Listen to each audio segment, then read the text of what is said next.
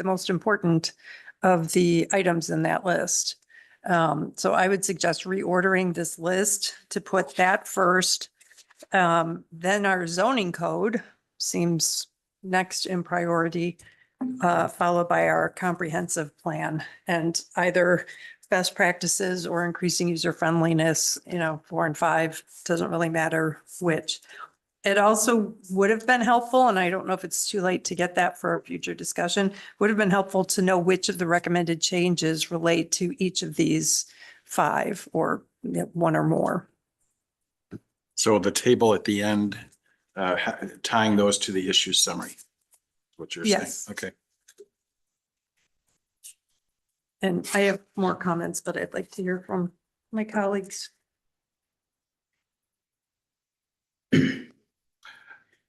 Go ahead. I can go. I have a bunch of comments, but we can alternate. I would like to recommend that you ask the consultant to explore for us that we should not allow CSMs for more than 4 parcels, except we might allow up to 10 for 0 lot line townhouses in the zoning ordinances that allow them. And they discussed that at page, I forgot to write down the page. But it's generally not good practice to allow more than 4 15. units in a CSM, 4 lots in a CSM, because the concern is that large platting, such as a business park or something, should be done through a traditional zoning and platting process, so we have more control. But if we want to encourage townhouse development, 0 lot line townhouse development, it may be easier to do that with up to 10 CSMs allowed. So I would like to encourage that. But only for 0 lot line townhouses, not for any other commercial land use, just because we need to control site plan, access, infrastructure and the like. So. Anything else? Yeah. Okay. Subdivision ordinance envisions a waiver process. And that was towards the end of the document. Yeah. I didn't write down page numbers for reasons I don't remember why. Did you memorize the whole thing? Because I was reading it on a screen. And it says that those waivers should go to council, and I'm wondering if we can, much like on the design standards in the ordinance, in the zoning ordinance, have those Embedded in be this, yeah. be allowed to be approved by plan commission with some sort of appeal to council. It's not at all clear why a waiver would have to go to council instead of plan commission. Because usually when you do subdivision, there's standards in the ordinance, but plan commission has the ability to have waivers if the standards can be met some other way, so that there's flexibility at that stage. So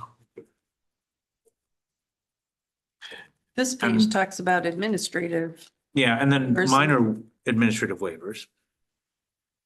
So it says variances appeal, build-in potential waivers upon approval by the council.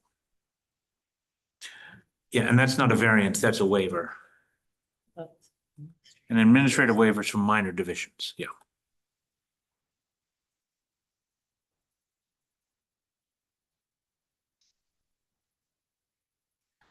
And then I guess a policy issue to flag for council. I mean, I have my own thoughts, but it discusses what you can use extraterritorial plat review for. But it was unclear whether we are currently exercising and where we are exercising extraterritorial plat review.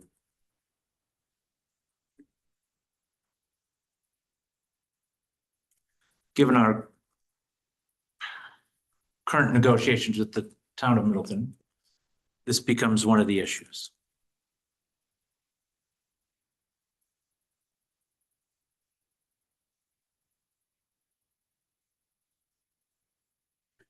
And I'll just also say I'm glad we are eliminating the language on site suitability, because we had that problem the other day, which is when Terrence was doing a project, what actually standards we use for site suitability apart from the normal zoning and other controls we have, so.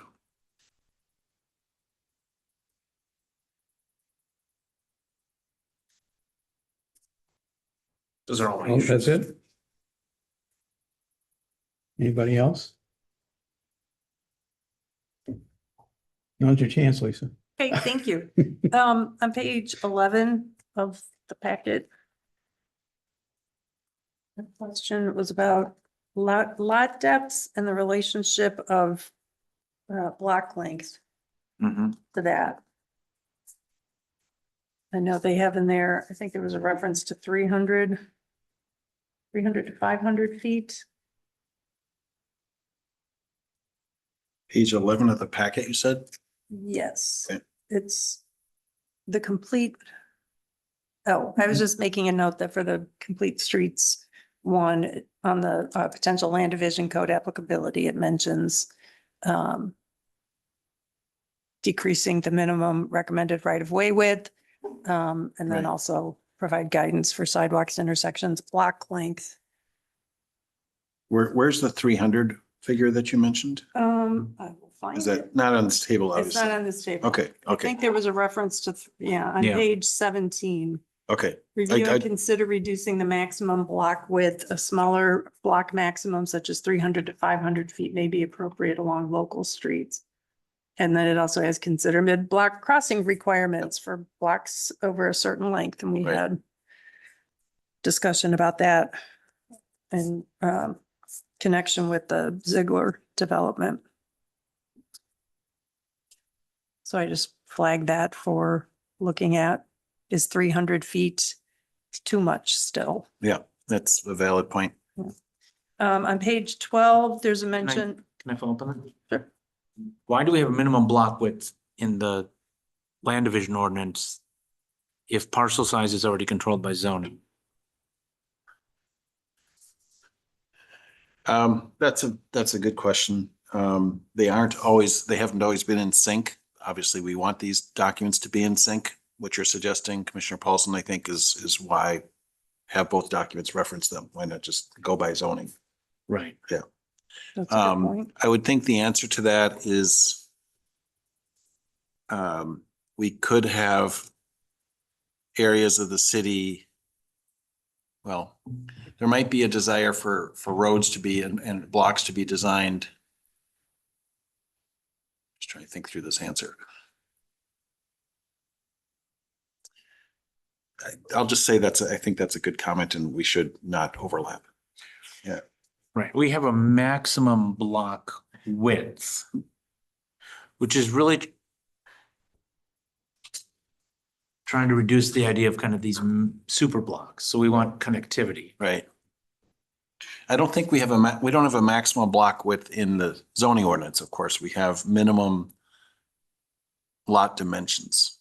So I think there is a place for regulating blocks in this ordinance, but as Commissioner Haniro noted, we now have a proposal before us where there's blocks because of the two lots stacked together, 100 feet plus 100 feet is 200.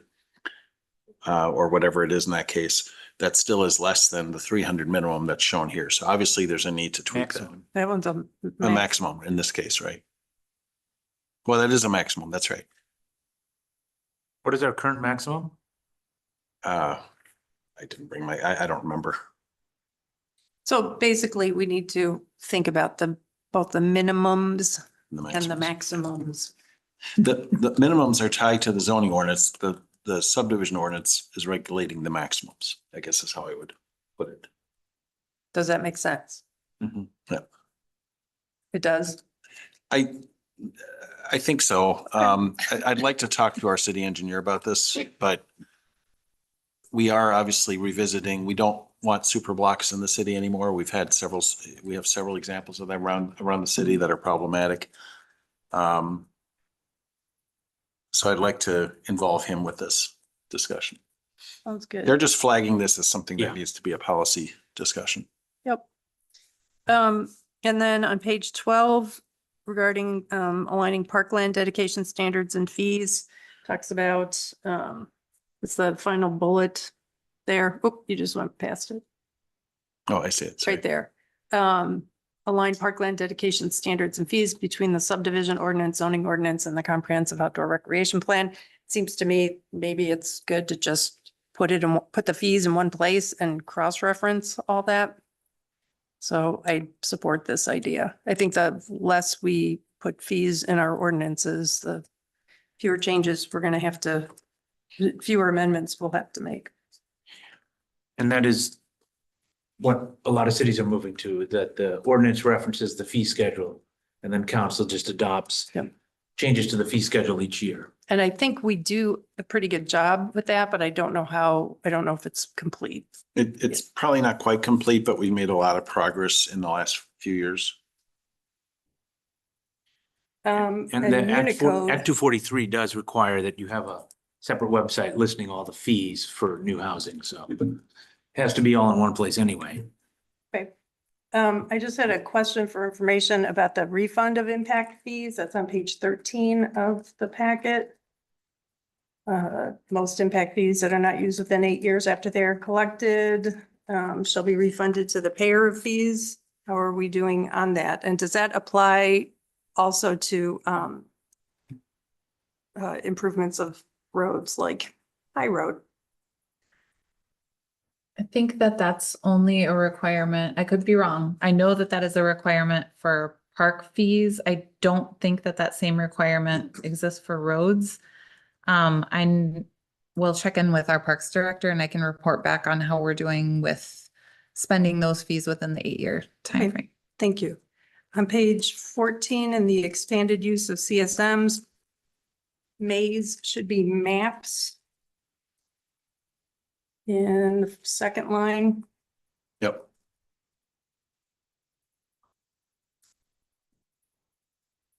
and then on page 17, it says include language that requires conditions of any preliminary plat to be resolved prior to submittal of a final plat, which covers any portion of a preliminary plat. My question there is, what would the impact be of that, both on the city and on developers? Because I know from being on the plan commission just these 2 years, it does get very confusing and convoluted to be considering changes to a final plat when we haven't even Right. wrapped up all the contingencies on a preliminary plat.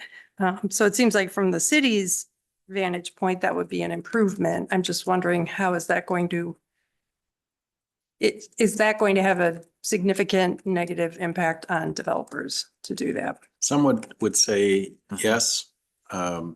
Obviously, we want to iron out the details before a final plat is ultimately approved. We shouldn't be approving a final plat with contingencies that are, unresolved from the preliminary stage. I know our city engineering staff, I'm sure, would be very pleased with this, and I think based on experiences we've had, this has been a concern. But yes, it would extend the time for some reviews. So we'll obviously have a public hearing and want to get input from the development community as we draft the ordinance, and this is one of those policy areas we'll have discussion about. Yep, and I think it might be good to be very clear about under what circumstances you can't go forward with the final plat. Maybe there are certain steps, certain contingencies that we always put in that are less onerous than others. And maybe that type of specificity would make it more acceptable to developers. Also on this page, it says eliminate. Somewhere it says eliminate the ability to create new private roads. Is that down at the? I think it might be on the next. No, wait a minute. That Just was saw up here. something about private. Yeah, it's up here somewhere. Oh, there it is. It's in the review one. Eliminate the ability to create new private roads. I'm wondering what the rationale is for that. Those have been a challenge for our city for a number of years. We oftentimes, I shouldn't say often, but we sometimes get requests from property owners to upgrade or convert the private road to a public street. You're wondering what the impetus is? What's the harm in allowing private roads? Is Yeah. that your question? Mhm. Just Abby, to do you have add, another? Yeah. sometimes private roads, actually, I guess probably a big reason that we get private roads proposed in the city is because they can be less costly to build because they aren't built to the city's standards. Yeah. And then over time, they deteriorate, and then it is incumbent on an HOA or a neighborhood association to bear the costs of reconstructing the road. And it can be challenging Very for the burdensome. city to Yeah. retrofit to our standards. And obviously burdensome to the homeowners association. And that's why we get those requests at times to say, well, why can't the city take this on? Because if the city takes it on, It's, we're gonna do a special assessment for the homeowners. Yeah. We should, right? well, it Not wouldn't be not fair. put it on the city bill. Yeah, otherwise it wouldn't be fair for the rest of us to Yeah. pay that bill. Yeah. Yep. Okay. Good That's a to good answer, know. Abby. And then I love the suggestion to include low impact design and stormwater best management practices. And I also really like the idea of providing examples for roadway width and cross sections. I think that would really help to promote our complete streets policy, so we wouldn't always be arguing for things that should be included. We have some of these resources, especially the cross sections, are currently maintained by on the Public Works Department's page under roadway, under engineering, and I can't remember that it was part of the traffic management plan, traffic network plan. But the proposal here is to consolidate this all in our subdivision ordinance. And I guess my final question is back on page 16. Oh, okay, never mind. I get it now. I didn't pay attention to the subheading for the land use restrictions should be removed. I see now it's part of the extraterritorial zoning.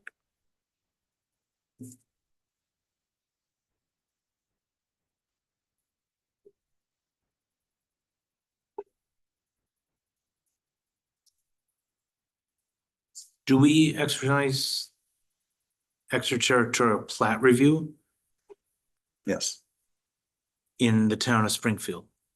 yes. Okay, not in the town of Middleton. Within a certain region of the town of Middleton, we do. Okay. Not sections 5, 6, 7, 8, Okay, under our current intergovernmental Yeah. agreement. and we If do you- with Westport, but it's all part of the ETZ. Right. We don't exercise plat review outside of the ETZ, independent of the, That's the ETZ is different than extraterritorial. I think you're correct, though. I'd have to double check, but I think those should be consistent. Abby, you might remember too. I mean, normally the problem with Westport is we butt up against Wanakee's jurisdiction, and so there's a boundary where it's midway. Mhm. But we have our intergovernmental agreement, as does Westport, as does Wanakee with Westport. So we have a defined area where we have exercised subdivision review as well as zoning, where we have zoning authority.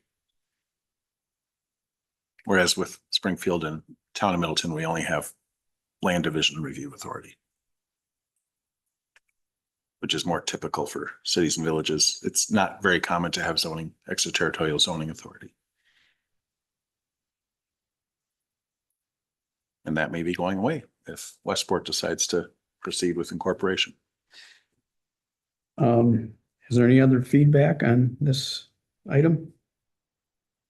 If you scroll down one page to the parks record, I think it was the parks dedication.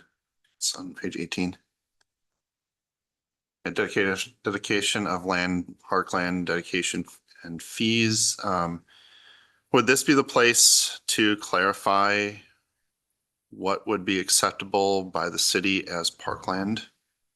The reason why I ask is because, we had a very long heated discussion with a certain developer about what counts as parkland and what doesn't. I know that it wasn't brought up per se last week when we were talking about the Ziegler development up off High Road, but I can see that could potentially pop back up at some point. But just to have it very clear so developers know what, or how we define acceptable parkland in their dedication.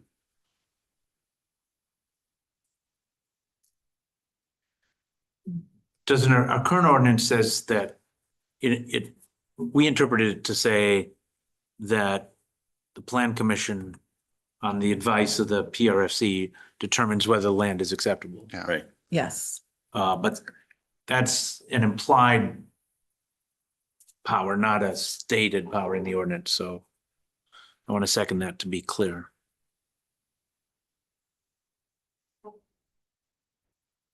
And you're asking if this is the right document for Mhm. that? Would this be the vehicle to make that happen? I think definitely this is the place for it because it's where all of the language, all of the substantive language about land dedication for parks is in the subdivision ordinance currently.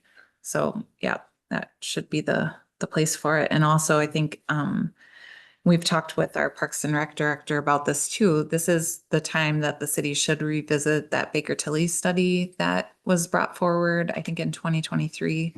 With And fees? yeah, with fees, and have the council make a determination, do you want to accept the full amount? Do you want to look at, some range of other options and then make that decision so that we can embed it into this ordinance and we'll have a fresh. Yeah, and I believe next year is when we're up to redo the comprehensive outdoor recreation plan as well. I think that might be this might be all a discussion item for that, during that process, but Mhm. yeah, I think that reducing ambiguity on that is make our lives a lot easier, in this body and in the PRFC. And, hopefully we can avoid, the kind of the back and, as much tug of war as we possibly can when these issues arise in the future. Agreed. That's a good segue. Originally, our contract with Vanderwell, it runs through April. I don't have a timeline. I'm not sure if we'll be able to get done quite yet by April, but and I don't have a revised timeline from them. They do plan to get us a full first draft of the new code by the end of December. So they have this organization that they have of the recommended revisions here. That's basically organized according to the article of the subdivision code that they plan to produce. So, and I really like the flow, what they have put together. I think it makes a lot of sense. So they plan to submit that to us and then flesh out we'll have any policy discussions based on the full ordinance as opposed to dividing it into pieces like we did with the zoning ordinance. So January, February, I think we can get into any policy issues that we need to with other committees and staff review. So we are on track to get this done, I think, in the first half of the year. May not be April 1st exactly, but we'll be close. And Mark, can they take this table and just color code it somehow so we know what is state law, a change made necessary because of state law changes and what's best management practices? If it's not color coded, it might be that column or something added to indicate that. Yeah, Okay. right, because it could be, well, it could be more than one, but the Right. primary driver is what I'm looking for. Because that will eliminate the need for us to debate and argue over things that Are required by we state law. have to put that Already in there. decided, yeah. Yeah. Plus, we don't have to read the state law then. Not that we've read this, but Some of us have to read the state law for others. yeah, well, me and We're- reading. Yeah. That's helpful. Thank you. Any other feedback? Seeing that, I think we can move on. So presumably Yeah. they will give you a draft and then staff will provide feedback and comment. And at some point in time, it'll come back to us. Yeah. Okay. And then there has to be a public hearing We'll have- before us and before council, right? For adoption? I don't Is know an that it ordinance? has to be I don't know. before the guy. I have to look into that. I'm relying on Vandewell. I mean, we can review our state statute too, but certainly the plan commission. Thanks. Sure. Okay, if there's no other input on that one, we can move to item 2, the sign ordinance revisions. Mark? Yep. I thought I'd start with this one because it's very brief. We just have one issue that's come up that I'm aware of that has generated some discussion with a couple of property owners and their sign company representative. And that is the size of temporary signs that are banners. And currently, they're allowed to be restricted to 9 square feet in size. There's been requests, and we see it quite commonly in the community, to have 4x6 banners or even 4x8 banners, so 24 or 32 square feet. Our former code allowed, also had a cap of up to 9 square feet for 21 days, but it did allow larger signs up to 10 days or up to 9 days, I guess it was, with no cap on size. So what I'm proposing is that we edit the table, revise the table to have a little more flexibility on the banner signs and allow those to be up to 32 square feet. This is very hard to read. Let me see if I can zoom in. Unfortunately, here we go. So what I'm proposing is that banners can be displayed up to twice per calendar year per property, as is the case now. Banners up to 10 square feet shall be displayed in a maximum of 30 days. And then banners up to 32 square feet are a maximum of 10 days. So very similar to the old code, but with some minor adjustments to times and sizes, kind of as a hybrid approach. Shouldn't it say banners up to 9 square feet? Um, In the Right footnote? in the notes there. it's up to 10 square feet. Oh, because I said 9 up here. You're right. I'm sorry about that. And do we want to say shall be displayed a maximum or may be displayed a maximum? We can, Up to, I was just thinking shall is usually used to say Fire. mhm. thou must do something. that was language in our former, that we adopted previously. So I don't know if our city attorney has an opinion on that, but I will ask them that question. Okay. So we'll fix make the dates consistent. And so those now leasing banners will not be, We don't have full compliance with temporary signs around the community. We do complaint-based enforcement. But at the Yes, same ma'am. time, we want to have a reasonable sign code that is meeting the needs of the community. A banner that's only 9 square feet is, 2x4 or 3x3, and it's fairly small. So hopefully with perhaps a more reasonable or a little more lenient approach, we can then get better compliance as well. We do complaint-based enforcement. So I'm not sure which signs you're referring to, but we also have other rules that pertain to the display of signs, like if it's for construction or real estate. So there's perhaps it's not considered a banner sign in that case.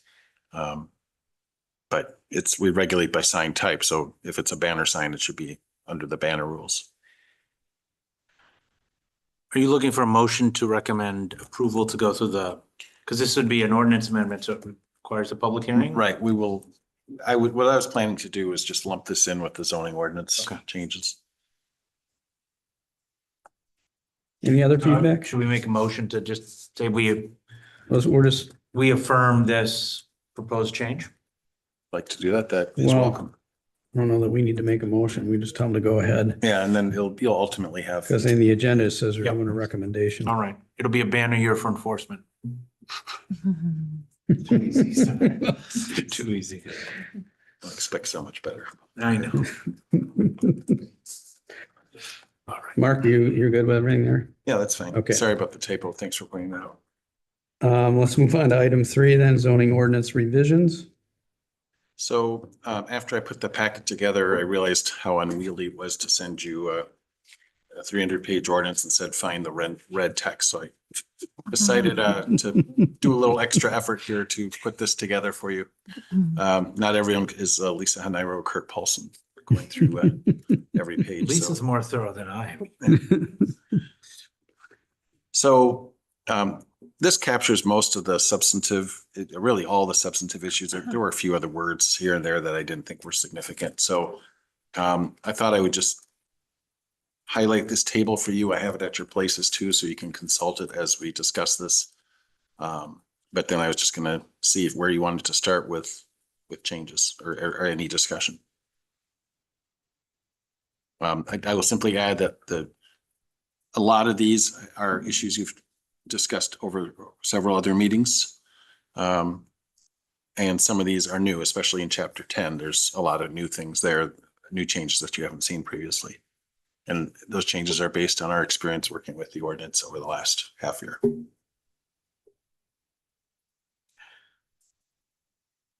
Although I understand the sentiment of the to be used seldomly language with regard to PUD, I don't know what that means as a regulatory component of a text. So I would prefer it not be in there. I think we're the ones who requested that it be put in there, Oh, but not, I would word it differently. I would make it stronger, like it's intended to be used only, where to go, when it's not feasible or practical to rezone a property. So instead of seldomly, say only when okay. Yeah.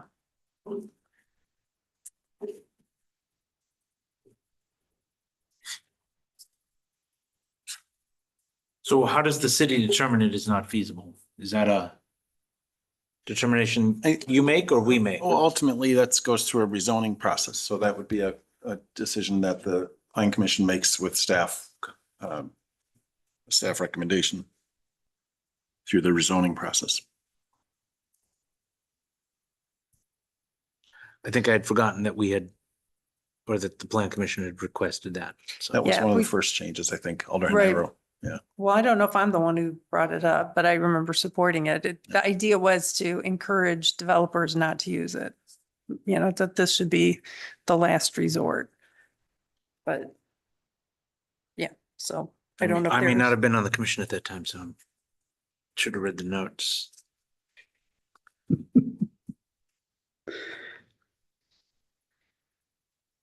Anything else? I have some comments.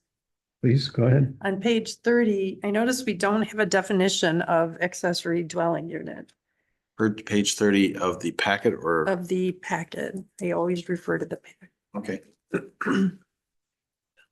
So we've got, Accessory, the ADU just definition is in the land use category itself. That's where we Right. have the ADU. and I would say it makes sense to put all definitions in the definitions and maybe go straight to regulations in the section on accessory land uses and structures.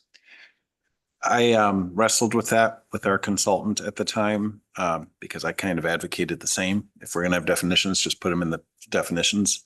There were some examples in the original draft that had them in both places, and I definitely didn't want to see that.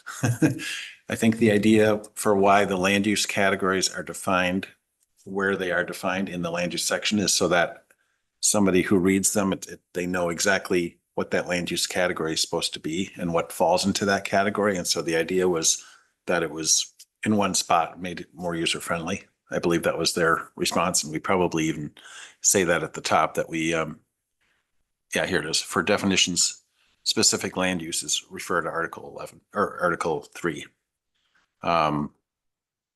So I think that was, if I remember right, that was the reason why those land uses and the ADUs are defined in Article 3. Otherwise, this section would be a lot longer. The definition section would be longer. You could say something about it in that section, that land uses that are included in another section, just so. Well, we do. Okay. We say here for definition of the specific land uses, refer to Article 3. Oh, okay. What Alder Haniro is suggesting, which isn't, obviously, that's another valid way of doing it, is to take Take the definition from page You know, 179. yeah, for example, Well, it's on 179. Yep. So what she is, Oh. Yeah, there it is. here it is. So she is advocating that this and presumably all the other land use category definitions be incorporated into the definition section in Article 1. I understand the rationale for the way it is right now. My approach would have been to just, if you've got a definition section, that's where the definitions go. Because what did I do? I right away looked to see, what's our definition of Yeah. ADU? No, Lisa, Oh, there isn't one in here. I totally understand where you're coming from. We had this debate between staff and the consultant early on. If you would like us to change that, we would change it for all of them. Obviously restructures the code. So basically what we would have here is accessory dwelling unit, and then it would just go straight to regulations in this section. Or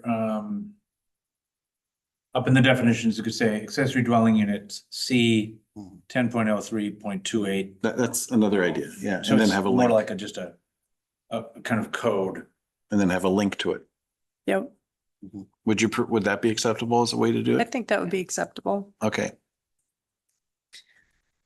Moving on to page 33 in the packet, I'm finding the definition of deck to be confusing. So my first question is, why does the type of deck matter?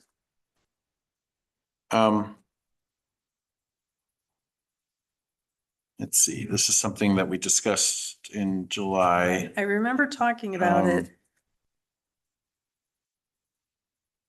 And is it possible to have a freestanding elevated deck?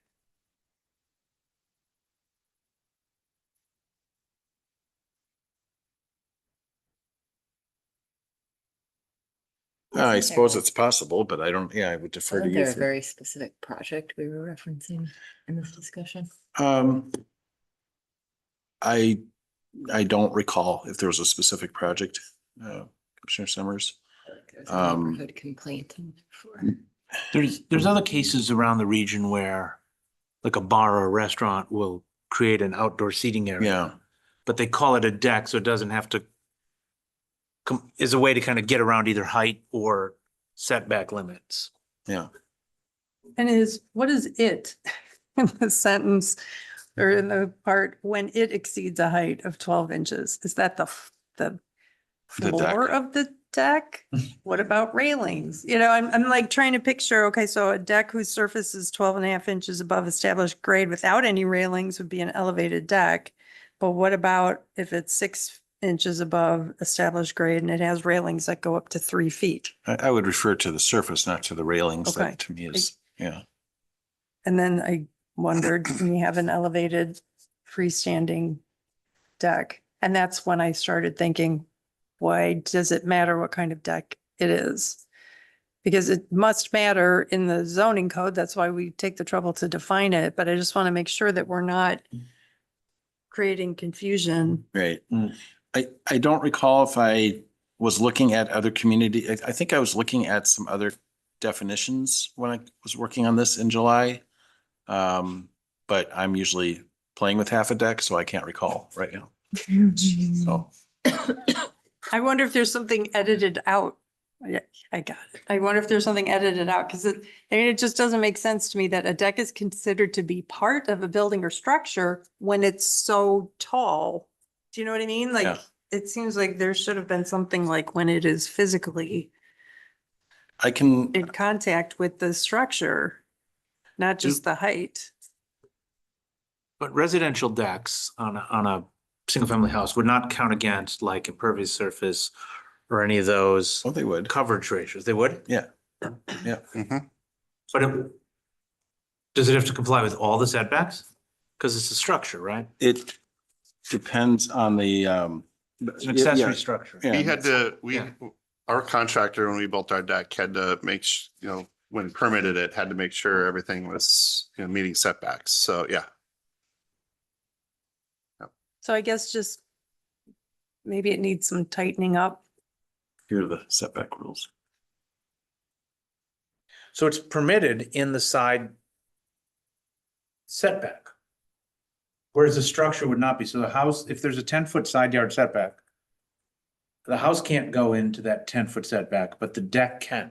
Well, if it's a elevated deck or porch, there's standards, but if it's in Article 4, but if it's a patio or freestanding deck, which means closer to the ground, then there's, let's see, yeah, in compliance with the minimum landscape area ratio. Accessory structure. Yeah, accessory structure then is defined in Article 2.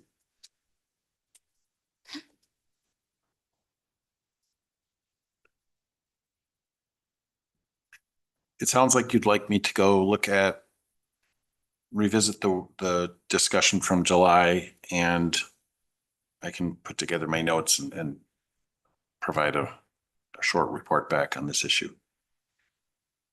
I just want to make sure the definition makes sense. That's all. Okay.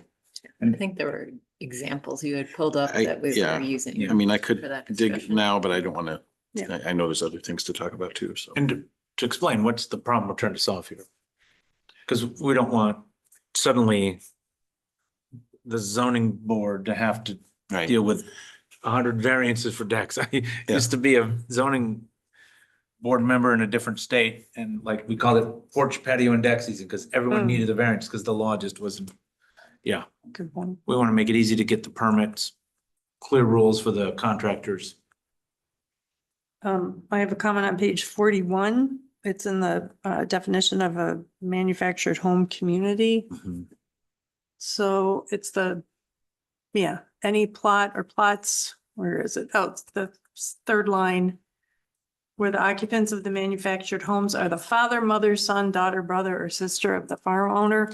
I think we should change those to match more closely our definitions of family and not mention gender. Just say something like parents, siblings, or children, stepchildren, or wards, if that's Yep. allowed. I support that. I thought that as well when I typed this. This came from the Housing Alliance that we asked for their review, but I think that makes sense. I was actually planning. Older I was phrase, yeah. I was planning to address this when I have our city attorney review this. I was gonna make the. And then also, what about if only one occupant works on the farm and lives there with their family? There is a. Because it goes on to say where the occupants of the manufactured homes work on the farm. Right, understood. Occupant or occupants, it could be, right? And they're probably trying to use a definition that applies statewide, where this is much more of an issue in Yep. rural areas. We don't Right. have a lot of manufactured housing Yep. on farms I don't. inside the city. Do we? I'm trying to, maybe on the outskirts. On page 132, you ask, can we delete the phrase constructed following the adoption of this ordinance? I say yes, and it also occurs on page 141. In section- 132. Yeah, can we delete this? Oh, that was actually meant to be a note to our city attorney, but fair enough. Yeah, I was gonna delete this, sorry. That one, and then also on page 141, section 11B. It's not flagged there, but it is there. All right, this is going off the table, so this is extra credit for that review that you did. Page. I say 114, but I don't know if that's right. East End. That's, well, 114 or 263 according to the special overlays that you're referring to. I think it's 244 is what I meant instead of 114.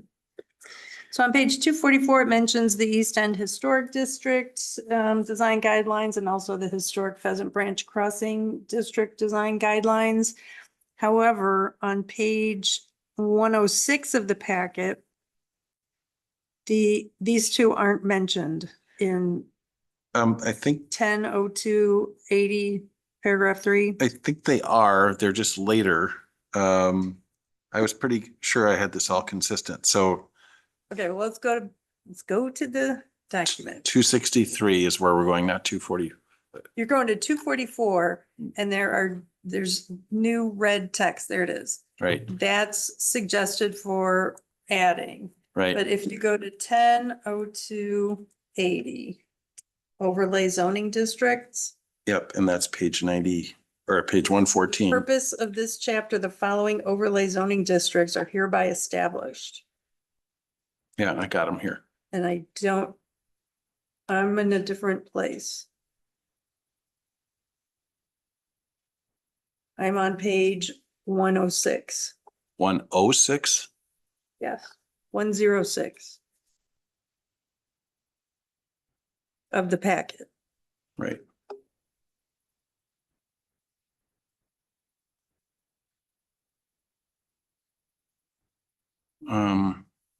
Oh, that's fair. Paragraph 3. That's Yes. fair. Yep, that's fair. I didn't change that one. Yep, that's good. Can I just raise a policy issue with regard to historic and overlay districts?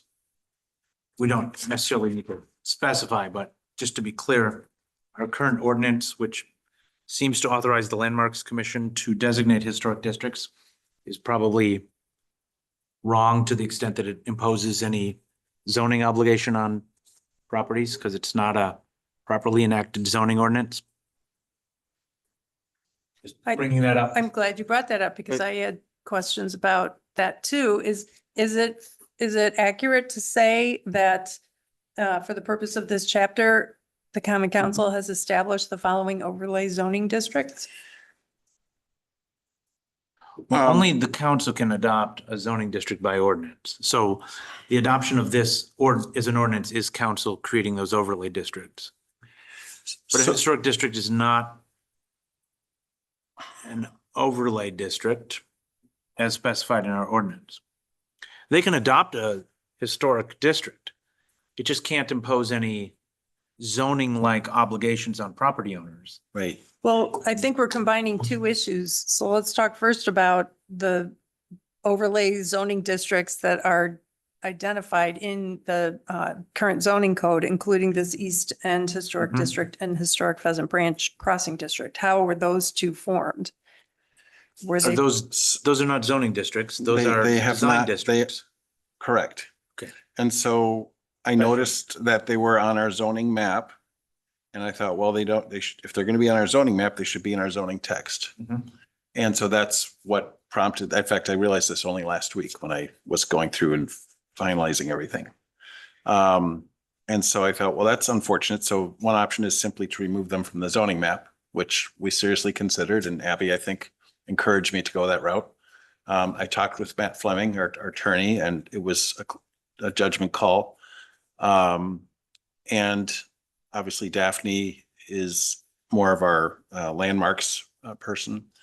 But I felt, well, since these districts are established and recognized at some level, whether it's locally with the Pheasant Branch Crossing Historic District through our TIF 5 policy, or the East End District, which is Elmwood Avenue and a part of Hubbard, which apparently has some national designation.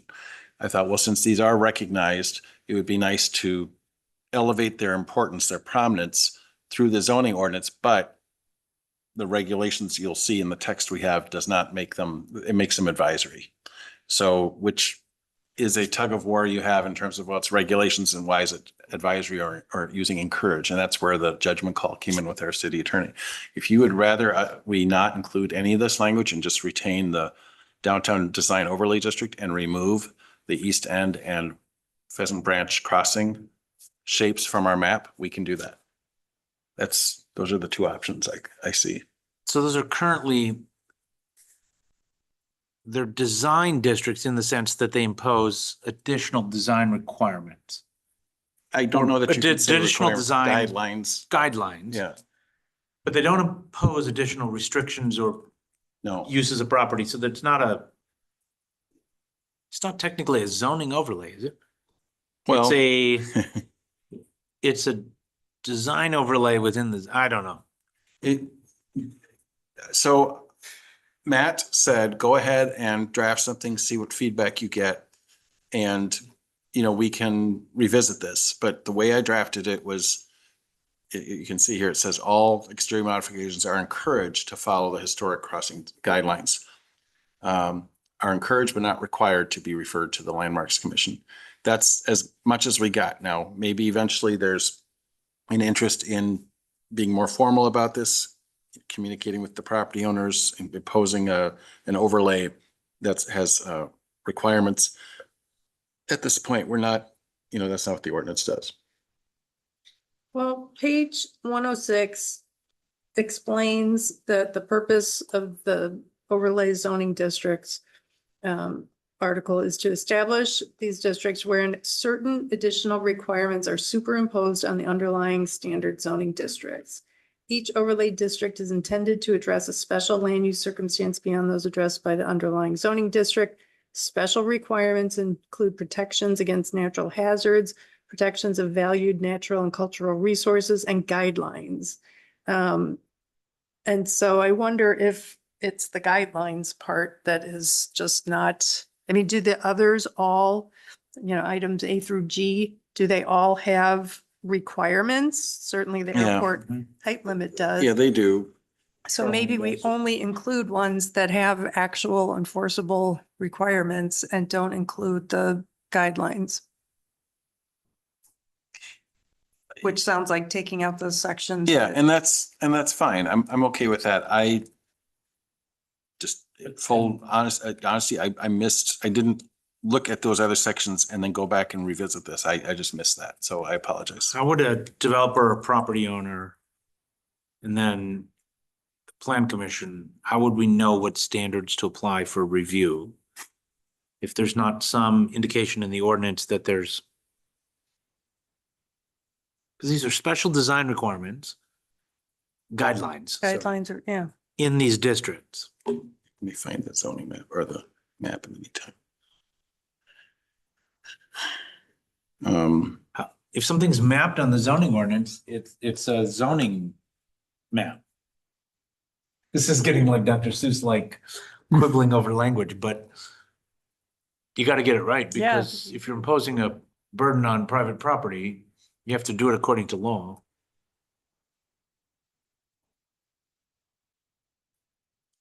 So this is what our zoning map looks like now. Here's the downtown overlay. Here's the East End Historic District. And then here's the other one, the Pheasant Branch Crossing District. And this is how we adopted the zoning map. So one approach would be simply to remove the black boxes in the name and not have them on our zoning map at all. I just felt that since this is something that people along the way felt was important enough to designate these areas, that the zoning map is about as good of a, well, you could also use the official map, but not as many people look at an official map either. The zoning map is basically where the rubber meets the road, where people become aware of regulations. Now, in this case, they aren't regulations, they're advisory guidelines. But Lisa's question is, who initially adopted these districts? Was the Landmarks Commission declaring this as a district, or this was kind of part of the planning process? I defer to Abby on the historic Pheasant Branch Crossing. I know it was in relation to TID number 5 and It was created by our TIF planning consultant for properties that would be redeveloping in that area. And it provides design guidelines to try to make new buildings cohesive with the older structures. But it was never intended to be a requirement. right. It was more guidance that we would provide. And we did with Stagecoach We did, Trail yeah. Apartment and Yeah. Beaverbrook Apartments. The East End District has been in place quite some time, long before I came to the city. So it's been there for more than, I would say, more than 20 years. And it's a nationally created district that enables property owners who own the historic properties within that area to access tax credit incentives if they do facade renovations or other exterior improvements that are consistent with trying to bring the structure back to its original state. But we have never enforced any design obligations or requirements for the East End District. And actually, we don't even have any signage or anything there that would designate it. That's something that I think the Landmarks Commission should take up as a separate topic just for education purposes. Now we do separately and not identified on this map, we do have 19 locally designated historic landmarks that do have special design requirements that are regulated through the city. Okay. And so the East End Historic District in that sense is area, not district like a zoning district. Right. Correct? Yes. Because I think that might be where the confusion comes in. Because in a zoning code where you have zoning districts, to have an overlay that's identified as a district creates the impression that there is a requirement. Yeah, I think you've talked me out of, I think we're heading towards removing the section and restoring it to the way it was. And so now the downtown historic district, that's defined or Mhm. approved by council at some point in the past. With The the process of adopting zoning the code. ordinance, yeah. Okay, It's not a historic district, it's a design district. so that's similar in that it's just guidance, or actually maybe this one does have requirements. There is a lot of requirements in here. Okay. All right. Yeah. So I would support taking out the other two Okay. and being very clear about the reason for doing that, because I do anticipate a backlash and perhaps misrepresentation of what we're doing by removing it from the zoning code and I guess it wasn't in the zoning code. Right. So that's but why removing it from the map. I don't know what backlash we would have. Well, I don't, because we don't have any, if someone said to me, what are the requirements with that? I'd say, well, there aren't any. It's just Right. advisory. But I would imagine if once these come off of I guess we have to get through the hearing, but once they come off the zoning map, people will notice that. It's just like how there was pushback to changing the boundaries of the environmental corridor to take the skate park out of it. It shouldn't be a problem to do Okay, that, but some I see what people- you're getting at. I Yeah. understand. It just was an area that as I was going through every page of the ordinance, I realized there was this inconsistency between what we mapped and what we had in the text. And that's why I tried to put some thought into it. I didn't want to lose the work the thinking that we had done already, but Okay. Hmm. I have a few more that I'd like to bring up, please. Page 206. It mentions. Where is it? 206. Blanket conforming status, third line, it mentions as of the effective date of this chapter. And I'm wondering if it's necessary to define what that date was. well, we can, with the new, with this set of revisions, we probably could take that length. Well, we would just say March 1st, 2024. I think it's Yeah. worthwhile defining that. I mean, that's why we Yeah. get things like something happened after 1991, but before 1993, you Yeah. know, that it's just got to have that specificity. Yeah, no, that's fine. We have a couple of those in the ordinance, a few of them actually, so. Page 296, finding of facts should be findings of fact in 7A. I'm not following where you are right now. Finding 7A, 7A. formal findings of fact, Ah, not okay, finding of facts. okay. And then in B below, failure to receive said recommendation from the plan commission shall not invalidate the proceedings or actions of the common council. I'm a little confused by that. Does it mean subsequent, should it say subsequent proceedings?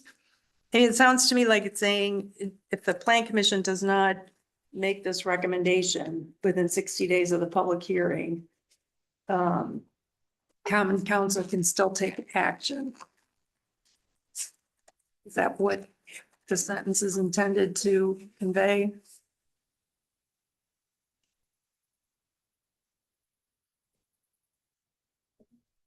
I'm just reading it from the beginning. So the plan commission fails to make a recommendation in 60 days, the council can basically take it over. Hold a public hearing within 30 days after the expression is 60. So in other words, within 90 days, council can hold a hearing. Yeah, I don't know why it's phrased like that. Yeah, I would just say tighten it up to make it very clear what's happening there. And it sounds like what's happening is, like you said, council can take over. Yeah, I think that, I mean, that's the intent. I think the reason it's written the way it is basically to say the council's action stands if the plan commission decides not to act. The council's action stands. That's how I read that. Maybe it should say, from the plan commission shall not preclude the council taking final action or something like that. That's. We'll have yeah. our city attorney review Yep, that. that's what Abby just said, I think Okay. works. And then paragraph 9, further down on the same page, the effective denial. This one, I think this one is big because we had a situation where a zoning, rezoning was denied. And it sounds to me like that developer needs to wait 365 days from that action before submitting anything except on the grounds of new evidence. I'm not sure what the evidence would be, or material changes of circumstances. And again, I don't know what the circumstances would be. And I'm wondering if there is a way to add in here, something like requiring that if if it makes it, here's what I would do. If it makes it through the plan commission with a 2/3 vote in support and council decides not to deny it, which is going to take it out for a year, should we not put a burden on the common council to hold off on that action until they present findings of fact? And that way it would give the developer until the next council meeting to withdraw their request and not be penalized. Do you see what I'm saying? Yeah.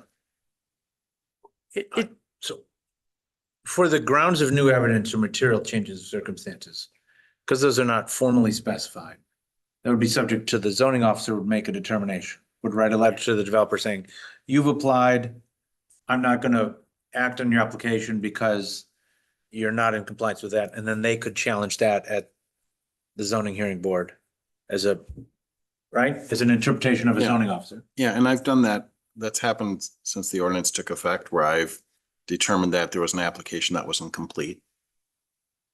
So Could it add another ground to bring it back within the 365 days that would say something like substantive changes to the application? That would be good too. that's how I interpreted this, but I think we can be clearer. And yeah, because I was wondering if material changes of circumstances, if that would apply to that line right there, what you just said, Abby. But I think what you said is a lot more clear. Right. Yes. Because if someone proposes a building with 100 units and it's denied, then they come in and say, okay, my next proposal is 98 buildings, 98 units. Well, it's completely different. It's complete. How different does it need to be from what was denied before you have to wait 365 It's days? the Monty Python standard, and now for something completely different. Yeah, how different is different? Yeah. Well, I think this paragraph, this section needs to be changed somehow. Because we did have this situation personally, as council's representative, I think we should have to provide findings of fact. Or at least someone needs to make a statement that we disagree or, think the For planning denial of commission. a rezoning request? Yeah, Well, and at the very least, if it doesn't get changed, it should be incumbent on us as staff to remind the council of that provision, because I don't think that that was part of the conversation. no, it wasn't. And I think had that been clear, that might have been the one thing that would have stopped the denial from happening at that particular meeting.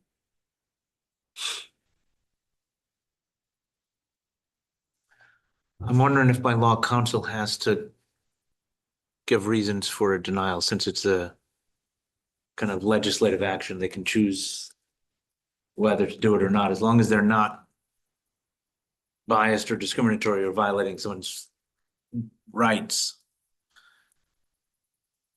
But I don't know if we could impose, if council could impose upon itself a procedural requirement to give findings of fact. I would suspect the council could impose that on itself. I don't know that it's by ordinance. required to do that. That would be an extra rule that the council is adopting, but I don't know that it would violate any provision of state law. We'd have to ask the city attorney about that. Because there is legislative discretion with rezonings.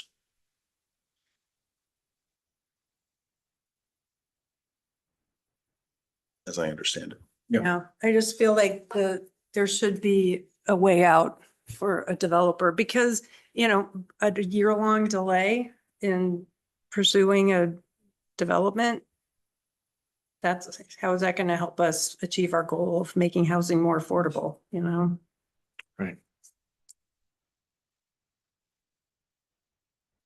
And even if staff does bring up, wait a minute, if we take this action tonight, it could have the effect of, delaying this for another year.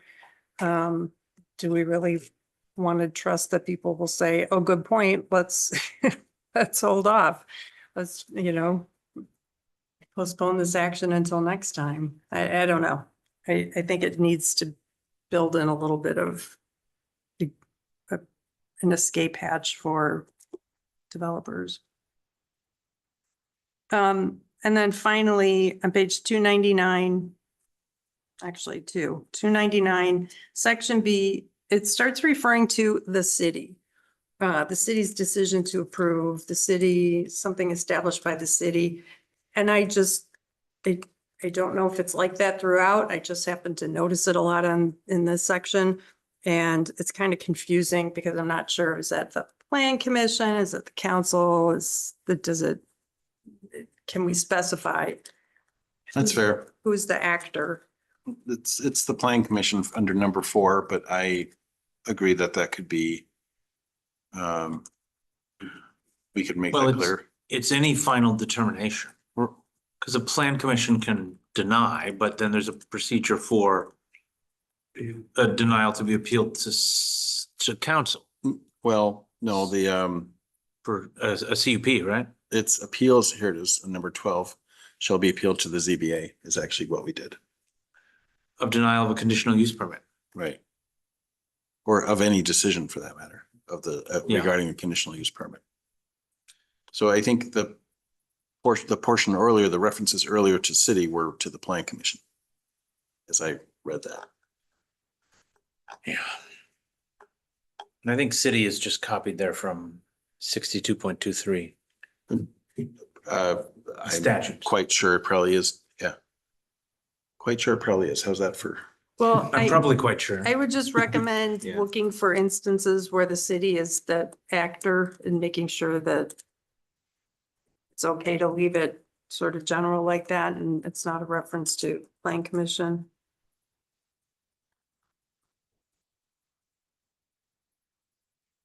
Yeah, number 4, the references there I feel should be plan commission. Number 6, I think it's to the city, of, the council essentially, because that's where it's the council that established requirements. Well, no, actually, that's the plan commission too. Sorry, Mhm. that's the plan commission as well. I was thinking of it in the terms of the ordinance. So number 7 is really great. They say imposed by a plan commission, the city shall grant the permit. It really is the plan commission. Acting on behalf. I'll work on this Well, with this their is- city attorney. It is entirely plausible that the city council decides that they want to decide on all conditional use permits, but by adopting this ordinance, they've delegated that authority to the plan commission. And, So it's the plan commission acting on behalf of the city. and with appeals going to the ZBA, that was actually a policy discussion we had during the ordinance, whether to take the appeals to the council or to the ZBA. And there wasn't, I think there were differing opinions at the time, but ultimately it was the ZBA that prevailed. And on page 301, this is my last comment. You were just there. It said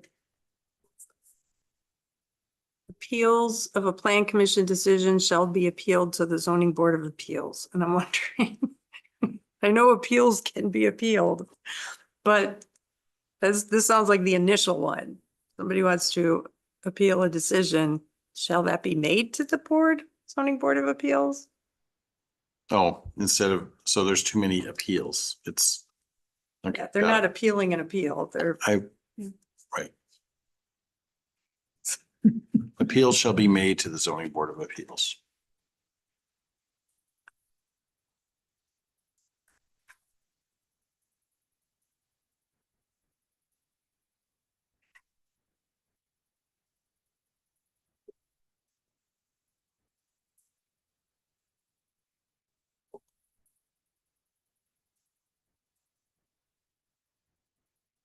So Article 10 also had a number, the PUD section had, we changed quite a bit there. Did you have a chance to review that and weigh in on that as well? Or is that here?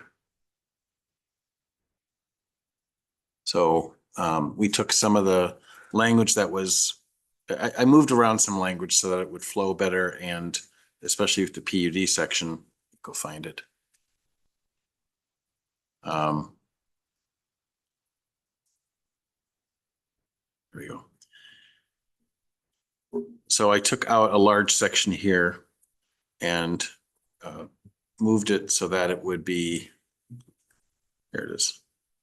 So review and approval findings of fact used to be after the GDP and the SIP sections, and the SIP section specifically as part of the SIP approval, they wanted you to say, how does this adhere to, let's see, what was the phrasing here? Well, let me go to that section. You'll see it. It just didn't make sense to say a statement of rationale as to why PUD zoning is proposed. It didn't make sense to have that in the SIP section. So that's why I overhauled some of this, moved it around. And I think it's all very straightforward now, but if you have any comments, I would welcome them. I didn't really introduce any new Yeah, there's nothing language. substantive. It's not substantive. I just wanted to bring it to your attention. What is substantive is the concept review. Maybe that would be a good place to go. So there used to be a reference to concept review here, concept plan or yeah. And I think I have an inconsistency here I have to fix, but instead of having it all here, I took that out and put it up in its own new section, 10.10. I want to say 2.5 or 2.3. Here it is. So now we introduce this is a major change. And so here's any rezoning or any group or large development. I, as the zoning administrator, have the discretion to require concept plan review of the project by the plan commission, or an applicant may request a concept plan review, which has happened. We've had someone ask for that, but we didn't have it in our ordinance to be allowed to have that. So that's why we put this in here. But most of this language came from the PUD section. Oh, it's just so you know that that's now a new option. Emphasizing too that there isn't formal action, that it's not binding on the city. We say that here a couple of times so that the expectations aren't that, well, you told me you approved the concept, now I demand you approve the project. Well, that's not how it works. I must have missed this in my review, because the number 5 there, to facilitate, the plan commission may determine there is a need for a public meeting. Right. I think that's unclear because all meetings are public. it's, we're not gonna do a public hearing. Yeah, it's this. So if you'd like to change, that's a reference to this, which came from our consultant. So I have also stumbled over that, Commissioner Mhm. Paulson. I am happy to change that if you have another idea for what to call this entire section, actually. This was, again, from the ordinance, And what we mean by public hearing is, public meeting in this case. public meeting. Yeah. Is not a public hearing, but it's taking It's like a neighborhood meeting, we often call it. testimony. Yeah. Or commentary from neighbors and citizens. So for example, for the Ziegler Farm development, we required the developer to have a meeting with neighbors. Yeah. And they notify people. The meeting was held here, and that's something else that we want to do, is try and encourage those meetings that are initiated by the developer to not be held at City Hall. Or We to want- just not allow them to be held at City Right. Hall. I don't want to put that in our ordinance, but Right, yeah. but because it gives the impression that it's being run by It's the a public city. hearing, okay. Yeah. And that meeting went well. We had about 44 people there. Alder Hanira was there as well. I thought that was a very constructive meeting. It actually made the public hearing process go a lot more smoothly, in my view. So, but that was a public meeting. This is a public meeting. So if we have a different term, it would be good to have a different term. Do we define the term neighborhood meeting? I think, or a project meeting, maybe. Public input meeting? I'm not sure if that would work. Yeah. We'll brainstorm another idea. I'm sure there's others who. Yeah. So We need a either, task force to rename all our meetings, I think. a neighborhood meeting or a project meeting. We'll come up with something and change it for here too, I think, for public meeting in general. The hearing section is right above here, above this. Yeah.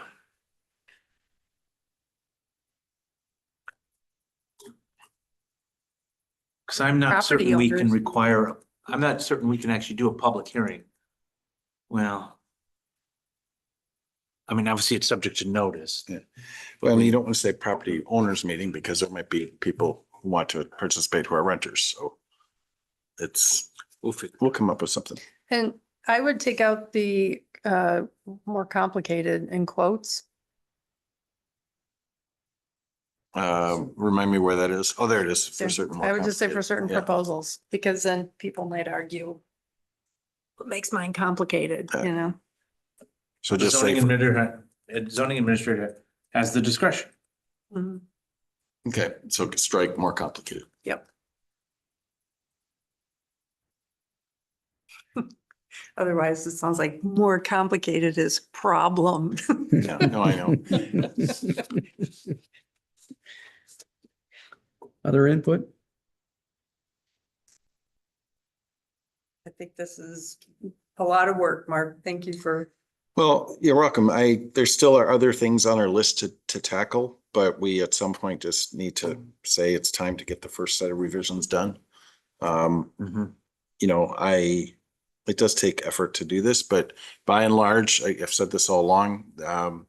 I'm very pleased with the new ordinance and how it's organized and the content of it.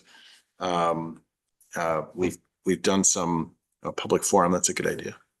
It's popping up. No teams chat. Sorry, I forgot you were sharing your whole screen.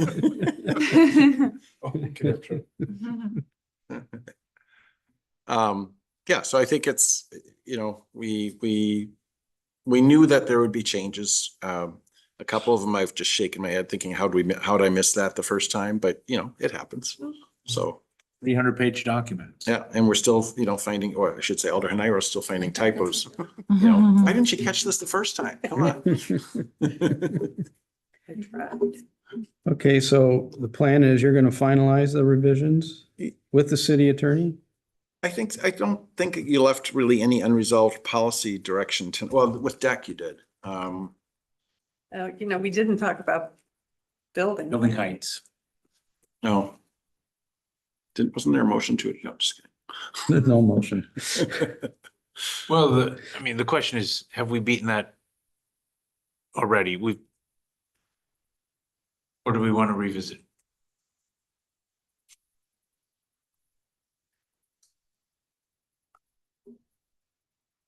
We have language on building heights, right? Maybe we don't all agree, but.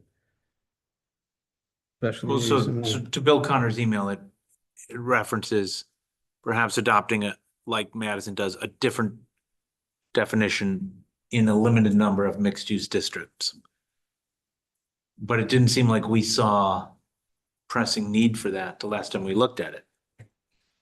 But, you know, again, if Bill is listening, like, show us actual parcels where it would really negatively impact and we'll reconsider it, but right now it seems a little, Well, he did present Have a map. The map. yeah, a map that showed areas that weren't flat. Basically part of Allen Boulevard portion, especially University Avenue east of Branch Street, Mhm. Allen Boulevard. And there What was is one the that- slope on those parcels? The one on Long University, especially the north side is the steepest out of any in our Mhm. mixed use avenue zoning. Allen Boulevard is not steep slope at all. It's just that the parcels in Allen Boulevard, the Allen soccer field parcel is just very deep. Mhm. And it's only a grade change of 9 feet, but it's across 7 acres or whatever it is. And then I forgot where the other part was, the other area. Oh, the other I area can is pull by up the the Stam map, House. Yeah, Mark, since you are discussing it. the other area was by the Stam House.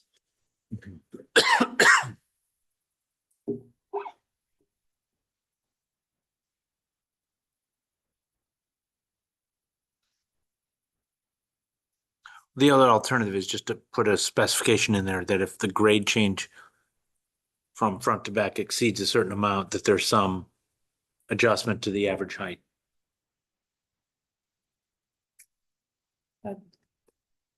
That might work. Not flat, not flat, not flat. Looks like,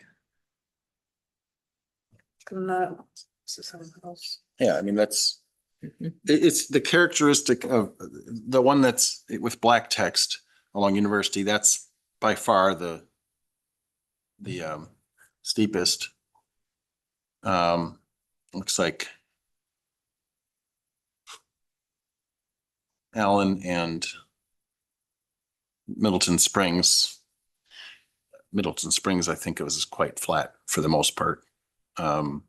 Drops off to the Conservancy in the back at the CVS store, but otherwise it's, Allen Boulevard corridor is relatively flat with some change over the large lots, but then the University Avenue corridor is by far the most impactful. especially on the north side. Input. I thought we did it once.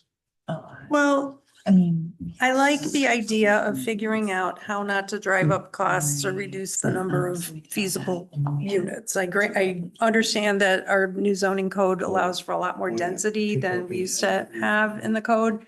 But I am sensitive to the idea that we would be unnecessarily reducing the number of units that would be built for a reason that is purely our attempt to avoid upsetting neighbors. Does that make sense? Mhm. Because we talked a lot about, the back of the building looks higher than the front. Who is that harming? Well, the people who live behind the building, but only if they're facing the building, really. And looking at some of these areas, what would the harm be? So I could go with the recommendation that Bill Connors makes. I could go with, I can't remember what Fitchburg's original definition They was. just looked at the front. Front of the building. Front of the lot Front of the line, parcel. front of the parcel, yeah. And Mark, explain again, what is the provision in our ordinance that prevents, we kept looking at the image from Madison's code, and there's something about step backs being required when the property is abutting a residential.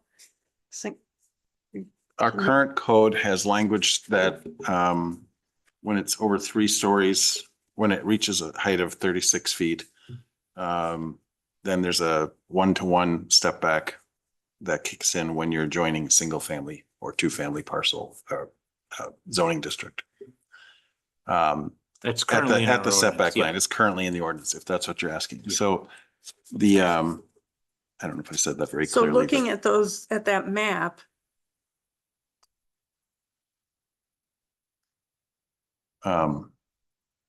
let's see, we have from this point, so when the rear or side lot line abuts single family or two family zoning districts, the building height shall increase at a ratio of 1 foot of rise to 1 foot of horizontal distance, 45-degree angle, in other words, starting at the setback line. If it's at the front lot line, the step back doesn't apply because you're facing a street. Mhm. What's obviously driving this is the Allen Boulevard site. I mean, that's where the discussion, Mhm. the debate has been.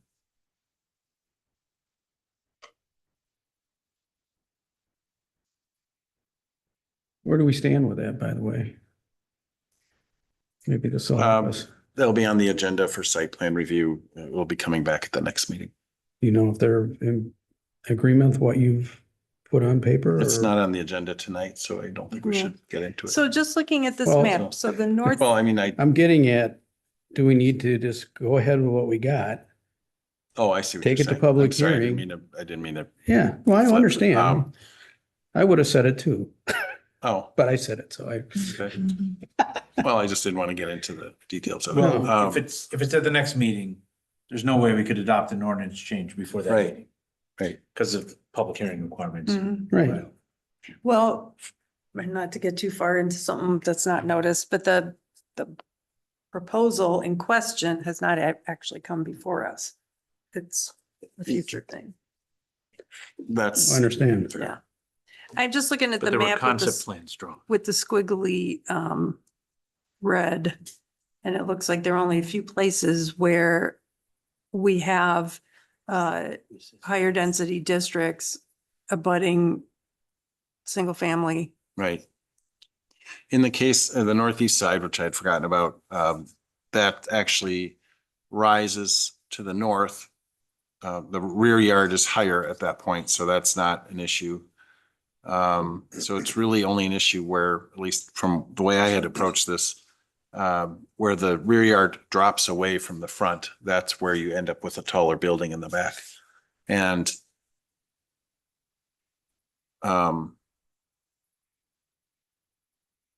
that's only the case along Allen Boulevard, and then University Avenue east of Branch Street. I just really quickly mention, I pulled this map up because it was being discussed in the meeting and I wanted to make sure that it was available for the public who might be watching on Zoom. But this map was not created by the city. This map was sent Right. to us by Bill Connors from Right. Smart Right. Growth. So again, I'm going to say we've discussed revisions. Mark, you agree to make revisions as we've discussed them? I'm happy to. That's Okay. our job. So you're going to take it to the city attorney? Yeah, I will work on these revisions and send the ordinance to our attorney with the additional comments you made tonight, pointing out some additional issues to have Matt be comfortable with all the changes. I will also look at the deck issue and maybe with your permission, I can work directly with Alder Nairo. If that's okay with the commission, since you're the one who Sure. raised it, maybe we can, well, I mean, I'm, See a Well, lot if of you don't head nodding. mind. We're good. Oh, that's. I just thought, I mean, if that's, because ultimately you're gonna have to Yeah, support. no, that's You know, fine. you're sponsoring this at the council, so. And you always have good suggestions on how to improve language, so I just would. Thank you. All right, so once you work this out with the attorney and Lisa, And then what about Commissioner Paulson's suggestion about sloping properties? Or I would build- say, let's try to move forward with what we have in the comments Sure. we've discussed. And then we can always add that for round two, if we need to clarify or Yeah. create additional provisions. Yep, any property owned in the city also has the option to seek a rezoning to PUD if our ordinance doesn't comply. I mean, we And want to and allows discourage us that. some discretion in determining height. Right. Okay, so goes to the city attorney. Then we're gonna do a required public hearing. Yep.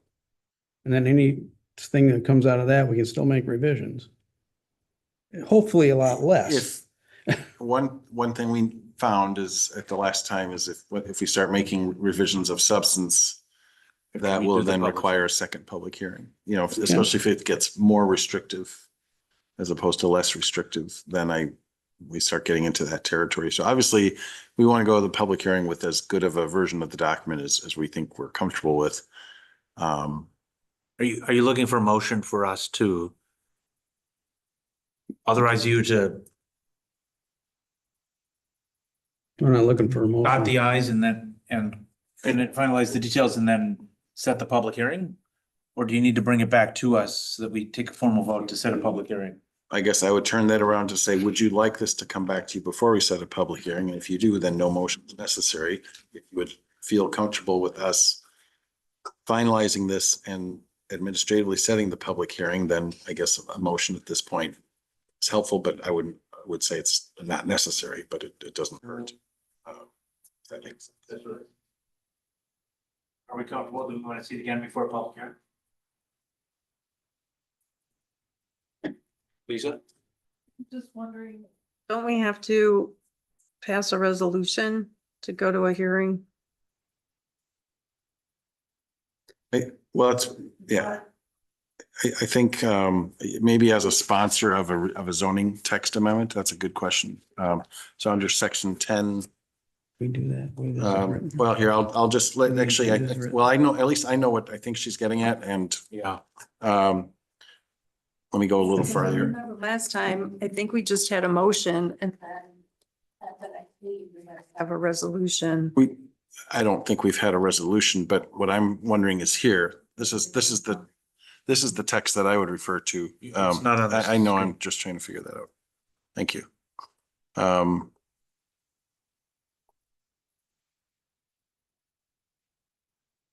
So question is, the initiation of a request for a text amendment to the ordinance can be any member of the public, which only applicable amendments of this chapter. An application of the owner, subject property, a recommendation by planning commission or council, action of the council, recommendation by city staff. So I think to formalize the application, well, let's see here. Make sure we follow our own procedures, right?